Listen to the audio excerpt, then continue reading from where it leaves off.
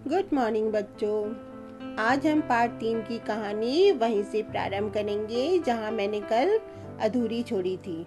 आपने कहानी में सुना था कि बाहर की मसालेदार चीजें खाने के कारण मिनी के पेट में दर्द हो रहा था और मिनी की माँ उसे डॉक्टर के पास लेकर जा रही थी।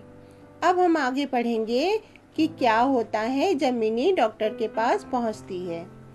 मिनी की माँ और सनी की माँ उसे डॉक्टर के पास लेके गई और साथ में सनी भी गया। डॉक्टर ने मिनी की जांच की और कहा पेट का दर्द तुरंत कम करने के लिए सुई लगानी पड़ेगी। सुई लगाने की बात सुनकर मिनी रोने लगी। मिनी की हालत सनी से देखी नहीं जा रही थी।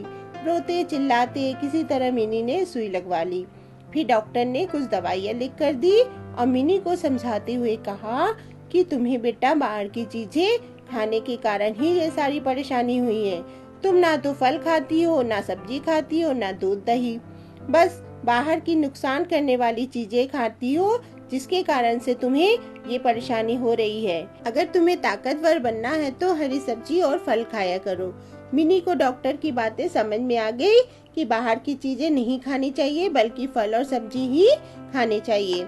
मिनी की हालत देखकर और डॉक्टर की बातें सुनकर सनी सोच में पड़ गया और वो सोचने लगा कि मिनी की तरह मैं भी तो चाउमीन, बर्गर, चिप्स ये सारी चीजें खाता हूँ और फल सब्जी बिल्कुल नहीं खाता। कहीं मैं भी इसी तरह बीमार पड़ गया तो? सनी ने मन ही मन निश्चय किया कि आज से अब वो कभी बाहर की चीजें नहीं खाएगा बल्कि फल और हरी सब्जियां ही हमेशा खाएगा। बच्चों, इस कहानी से आपको क्या संदेश मिला?